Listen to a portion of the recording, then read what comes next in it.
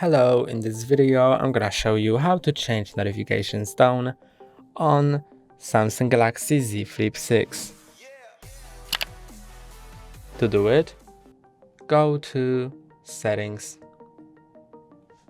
then Sounds and Vibration, Notification Sound, and now you can change the sound.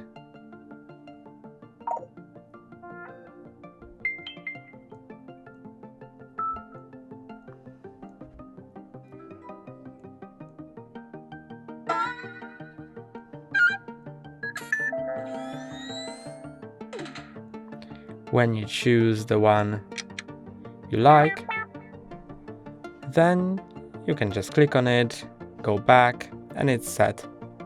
That's all for today. Don't forget to like and subscribe. See you next time.